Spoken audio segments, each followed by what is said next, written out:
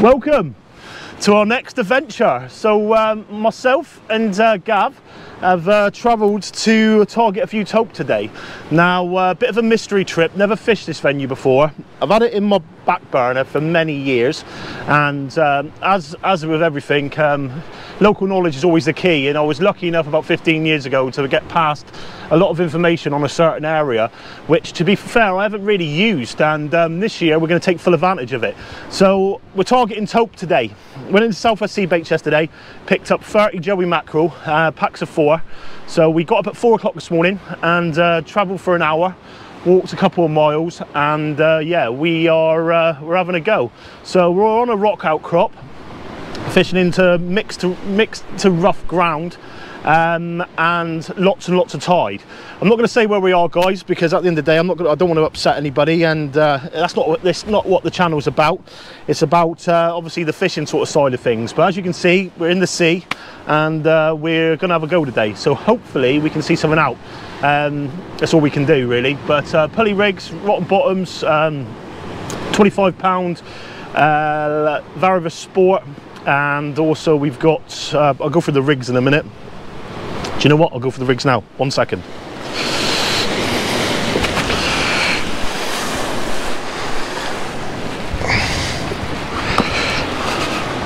So rod wise, it's got a Century T1000 matched up with a 30H Sotiga, 25-pound main line, 100-pound trace body, and a shock leader, sorry. Then I've got a wire trace, 90-pound wire trace. I've got a Sakuma mounter extra on the bottom and a Sakuma circle on the top, and go into 90-pound wire, Sakuma swivel, 100-pound rig body, 100-pound trace, and then I've got a power swivel up the top with 2 rubber beads going down onto an imp with a 7-ounce lead, rotten bottom all the way. So I've got the breakaway rotten bottom. This session, guys, I'd like to tribute to a friend of mine who sadly passed away. I heard the news in a week. Actually brought a tear to my eye because he was just a fantastic fella. Mr. Dave Brown of Breakaway. So I'd like to dedicate this session to Dave. Most of you would know him. Some of you would have spoke to him online. Most of you would have been helped out along the line by some of Dave's advice and stuff over the internet. Absolutely fantastic guy. I remember going for a bit of a rough patch many years ago, and I was married at the time, so that's how long ago it was. You're going back probably best part of nearly 20 years, and I was there at night, obviously having a beer, just a bit wound up and stuff, and I had a phone call about 11:30 at night, and it was Dave. And sadly his mate at work had passed away, and I think he wanted someone to speak to, really. And we sat on the phone having a beer at one end, and then like talking about fishing and what I was going through and what he was going through and stuff like that. Never even met the fella, spoke to him online and stuff like that. And you know what, we've over the years stayed in contact through fishing sort of thing, really. And to be fair, I didn't know really how poorly he was, which I'm really gutted about, because I would have liked to have actually met him rather than over the internet. But yeah, I heard the news the other day, as most of you did, and to be honest, it did bring a tear to my eye, because cancer is a horrible disease, and it takes the best of them, you know what I mean? It's always the good people what obviously get affected by it, and it's just not nice. It's not nice. So yeah, hopefully they do like a fishing competition or something. If they do, I will attend, because I'd like to go up to the funeral, if I'm honest, because he's sort of person what I would like to take the time out to actually do, you know what I mean? Because I think he deserves it at the end of the day, especially for a lot of the anglers. I think it would be same as Steve Gregory. Obviously it's a similar time. I think it was the following day Steve phoned me.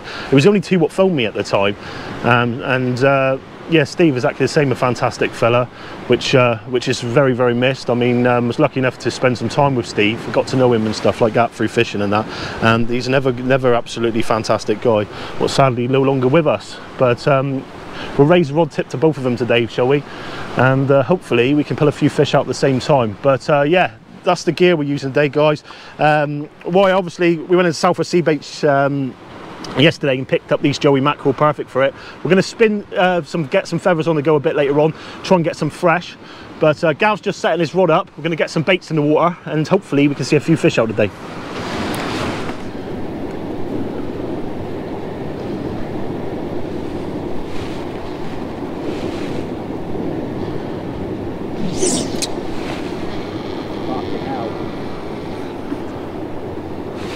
our right. Your left side now, yeah. That's right, I'll move mine over.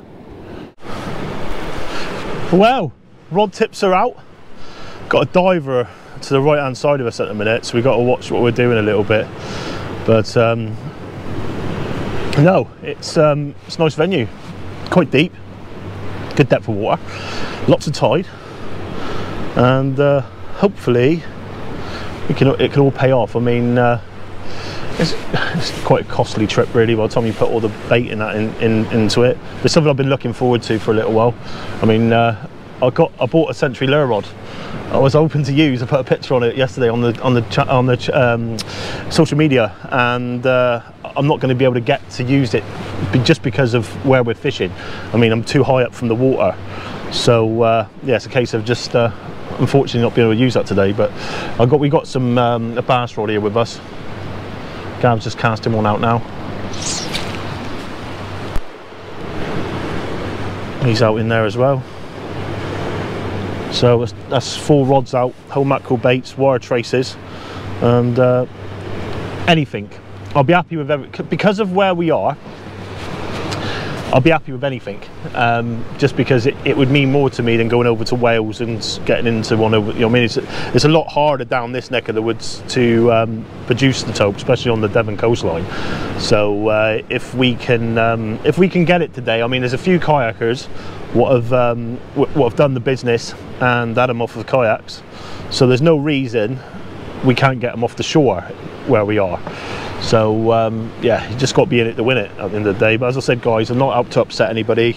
At the end of the day, it's about enjoying what we're doing and the fishing sort of side of it, and then letting people enjoy what we're doing.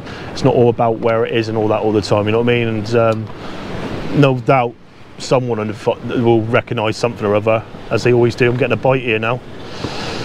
Second bite I've just had. Looks rather hussy, that one there. But hopefully we don't see no huss out today. I'm going to move my rod anyway now, so we'll get into the session. No screamer, that. No screaming run.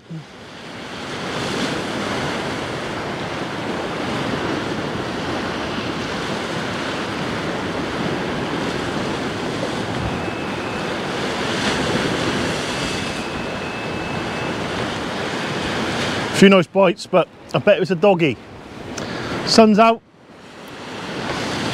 Wind's held off for us a little bit, which is always nice. Just want that rod tip slamming over with those reels screaming. I'll be happy with a 20 plus. If I catch a 40, it'd be a good day. If I catch an 80, even better. I doubt that, but besides been getting off the kayaks and stuff, you've got a chance of, I would say, anything from £15 to 40. Maybe a chance of something a bit bigger. Right, stop now. I'm going to give it a couple of reels, then lay him back in the tripod. So I think that's slackened off quite a bit.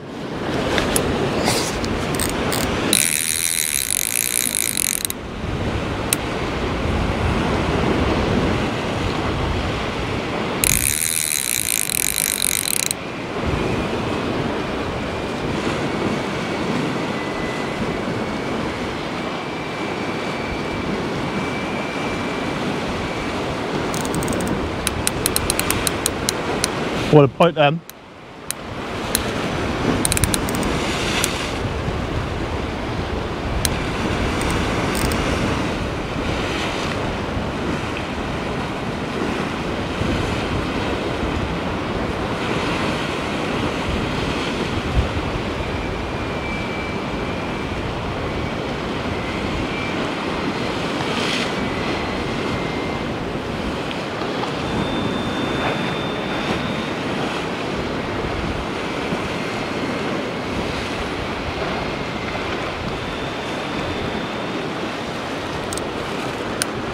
Definitely something playing around now.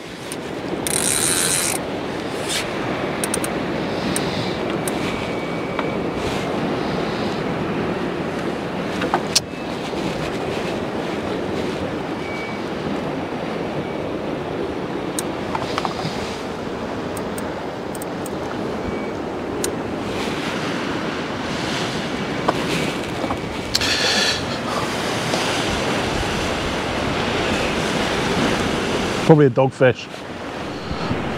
Well, we're sitting in the sun, just chilling out. It's one of the main only joys of this type of fishing, I suppose. I mean, I can see it being quite time consuming, and if the fish are there, they're there. If they're not, they're not. And I mean, especially the size baits and hooks you're using, it's you're going to miss out on a lot of smaller fish and stuff, but it's the same as any type of specimen fishing, I suppose. But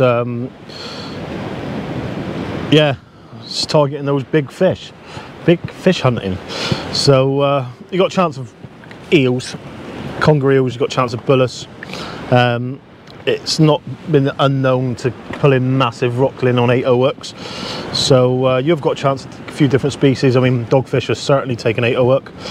Happened many times before, and it probably won't be the first and last time it's happened. But obviously this sort of time of year now, we would normally be ray fishing, but it's the same old thing every single year.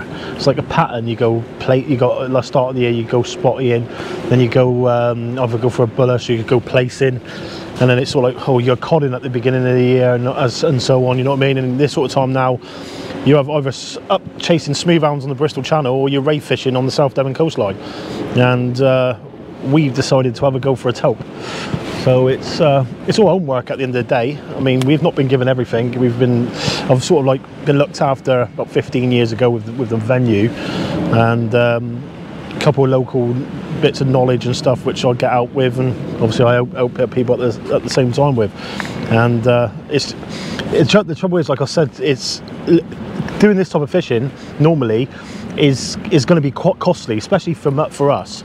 And any information you can get on different areas and stuff like that, you want to take in, because local knowledge is always the key to everything. You know what I mean? They got guys spending time and dedication and stuff onto rock marks and different venues and beaches over the years are gonna know a thing or two at the end of the day, aren't they? This is one thing about fishing. So there's a few different venues I'd like to try looking at around now. I can see a few points which I don't look like they could be very easy to get to, but there was one in particular I think you get down on a rope easy enough. It's no different to what we do back home for the blondes and small lides and stuff. So I'd say it just looks a bit safer, Gav, don't you? That looks nice over there, doesn't it? The rock crop there, where it all goes green, where it goes from black to green. You go down, you got like a ledge going down to the left-hand side of it. Yeah. No. Obviously, where we're fishing at the moment, we're about 30 foot up, and yeah, it's not being had a click, had a bounce. I'd like to be using my T9s here now, but I wasn't sure totally on the ground, and I didn't want to be using them over rough ground. But we've put 4 leads out so far. No, 3 leads, 4 leads out. You haven't brought that one in yet, have you? No. So we've brought 3, and we've got all 3 of it. Me and Gav's got all 3 rods back in so far. He's still got one out from the beginning, but the baits have been untouched, which is a good thing. That's either tide, or I think it's tide. See the tide hammering through here in a minute. So hopefully we'll see a fish out. It's a waiting game. Just a waiting game. Lovely weather. I want to do something with the Saturday where you've got a day off, innit? But just need a few fish to play ball at the minute. I'm going to get some feathers out in about 10-15 minutes time. See if we can sneak a few fresh mackerel out. And yeah, it'd be nice. We've got the best part 30 frozen. You got no choice at the end of the day because nothing's guaranteed, have you?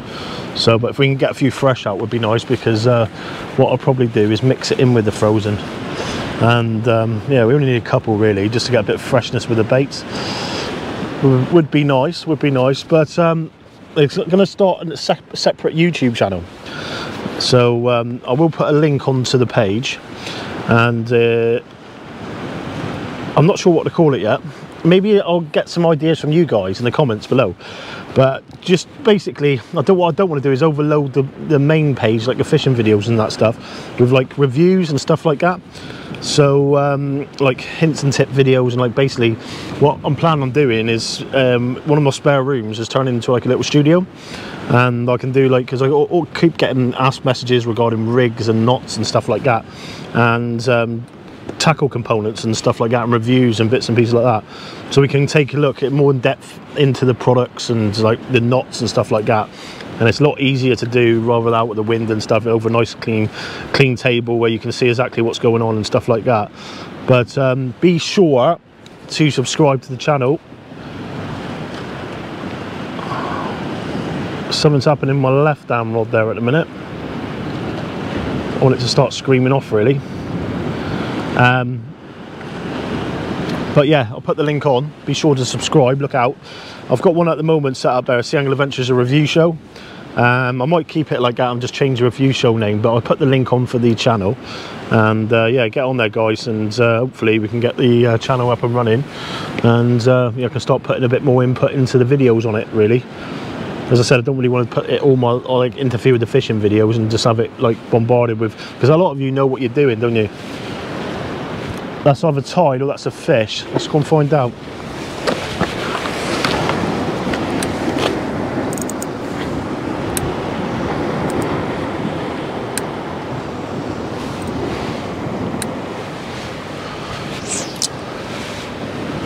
Boom. He's out there.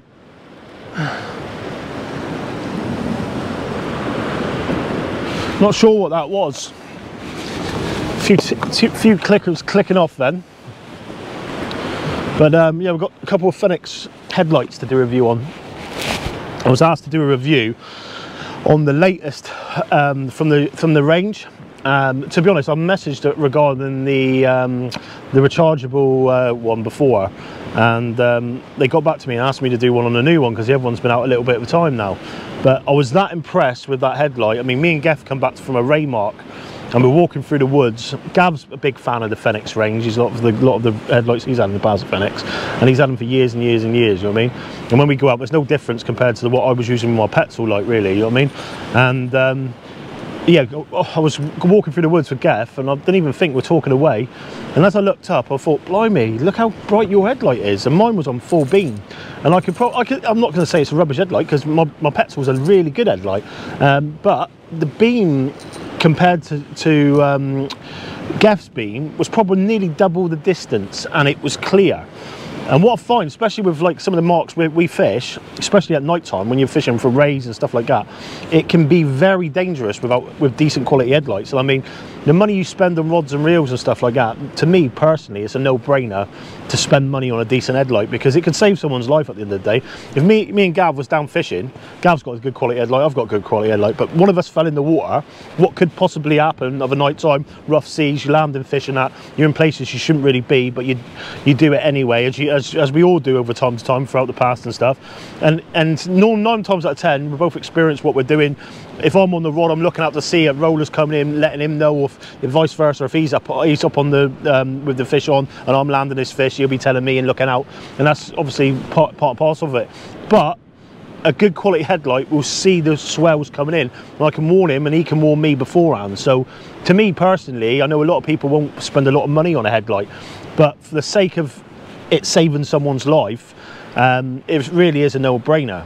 Especially if you're going like mulleting and like estuary work, really you don't want a really bright light, do you? But if you're doing open coast work, and even off the beaches and stuff, and like Cheddar and bits and pieces like that, having a nice quality headlight is always worthwhile, you know what I mean? Especially if they end up in the water, because if you've got a headlight that only sees like 15-20 meters in front of you, if that swell brings them out further, you know what I mean, you won't even see him, you know what I mean, or her, whoever's in the water. Where if you've got a good quality headlight, it will literally beam up the water in front of you, and it can save someone's life. So to me, it's more important than anything if you're going out like open coast fishing and you go in places where you could end up in the water. I mean, none of us want to end up in the water, but things happen, unfortunately, don't they? Especially if fishing that type of fishing, and you've got to land fish, it's part and parcel. Obviously, life jacket all the time, goes without saying. I don't think enough people wear life jackets, and I don't think I have in the past, and I don't really now, which I think's stupid really for the cost of a life jacket. I think it's something which we all really should be doing, but there you go. Okay guys, I've been dying to do this.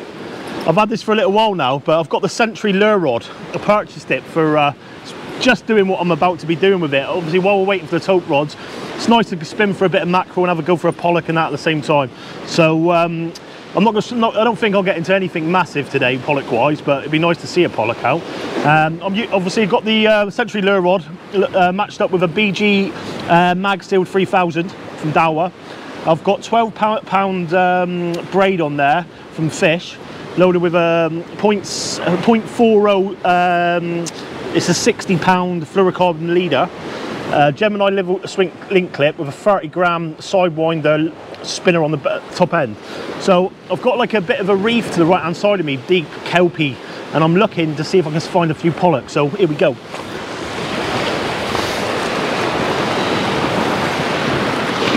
First cast with this rod.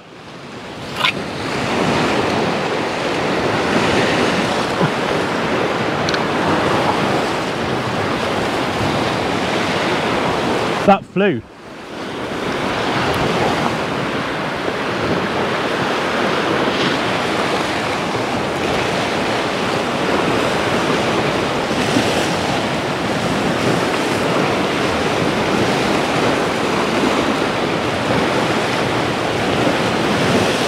It's quite deep there.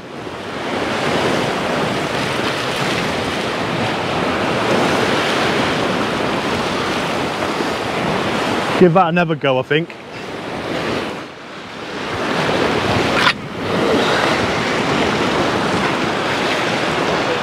That's flying out there. Are we good? Let that sink a minute. This is the life, isn't it?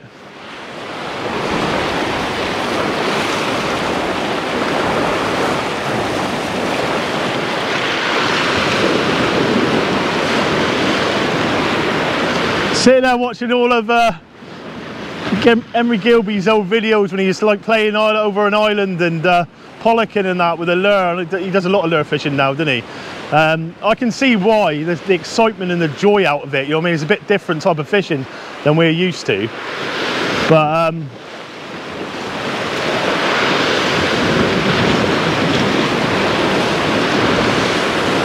I love to go over to Ireland, especially like this little setup now. Pollocking off the rocks and stuff. I don't think you can beat it really, can you? But I'll tell you what, this absolutely flies, this setup.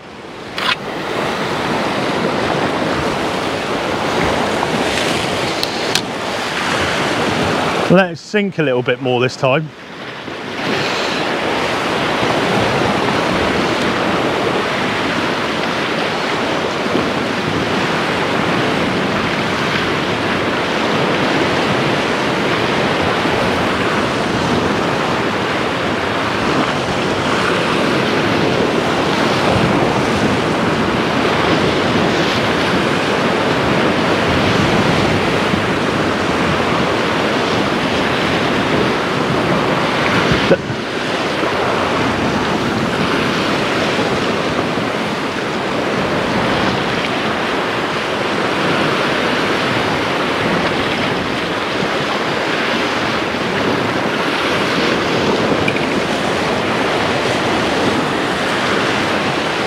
To be honest, I think got a little bit too much leader on, but it's still flying. I'm gonna go out that way now.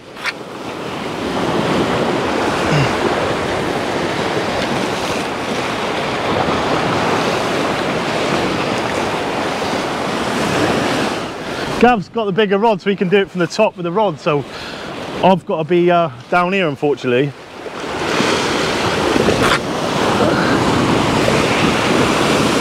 Flying out, shorten that trace line up a bit later on, the fluorocarbon leader. Just let that sink a little bit. Is that real?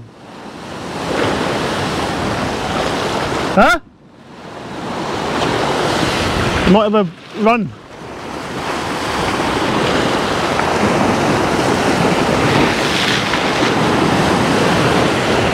Trouble.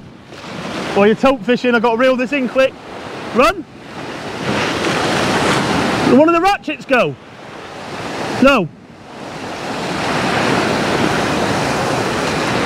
Oh, coming up now.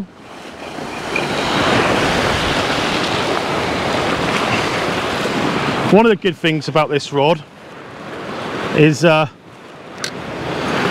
it's got this built-in clip here, which I can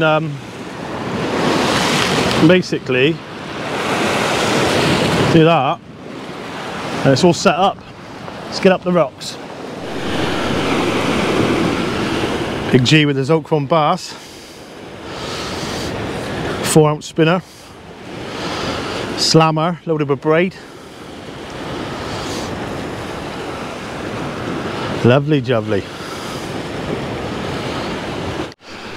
Definitely what you need when you're going tope fishing. Fresh mackerel, boys and girls, feathering. Just going to get as much as we need for the session, really. And if we got a few more, might take a few home. I mean, we got some frozen, so we're not going to waste the frozen. Use a frozen, half it up with fresh, and hopefully we can see a few fish out from the top of the tide. But live mackerel, game on.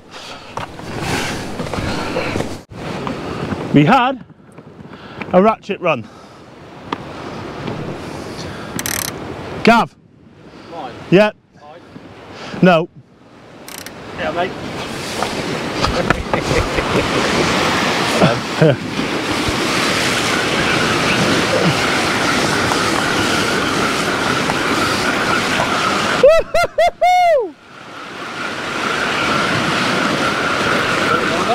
Yeah, it's gone.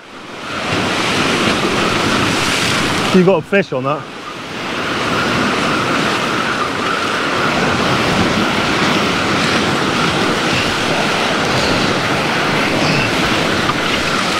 Oh, it's come off.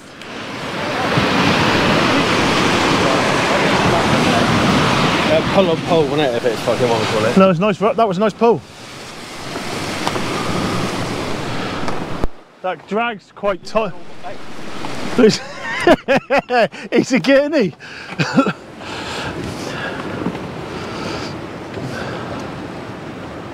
A couple of nice tugs then he did.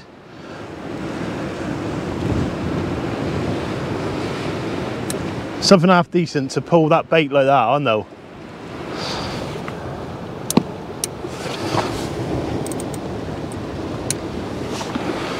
So yeah, it's been a pleasant day.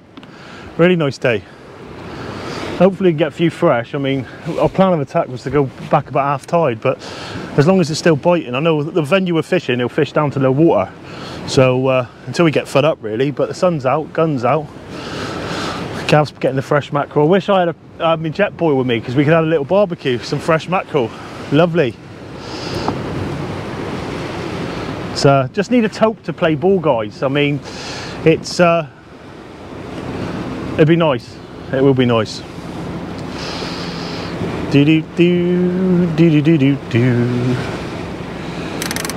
Here we go, mate. That's definitely, that's your reels on tight as well, and that's pulling line. That's the third time it's done that. That ain't nothing. That's nothing small doing that. I know.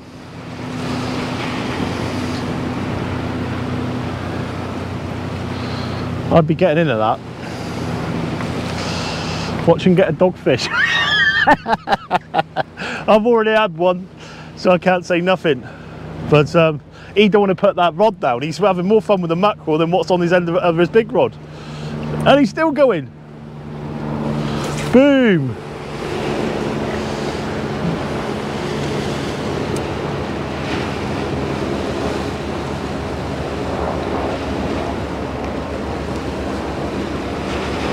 Nice pull down bite that was 3 times he's had that. That last one he had then, it was a nice bite.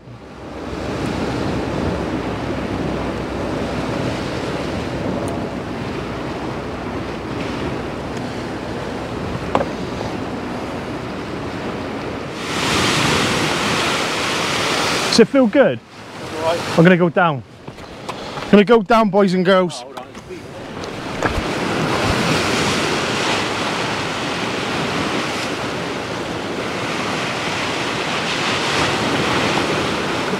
Looks like it.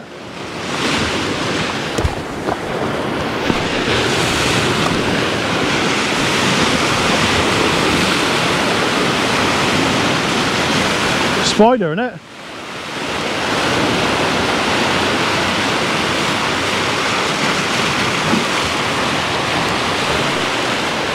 Spider crab.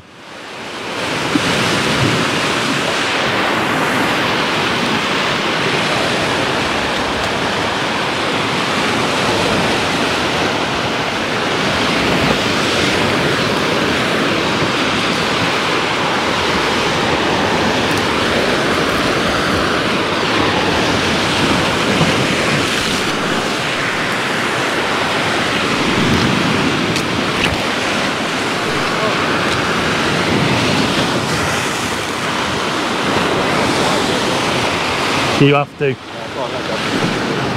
got him. We need to see if we can get a tope out. But there's a few mackerel around. Let's putting this mackerel bait on now. Cut it down just so I can cast it.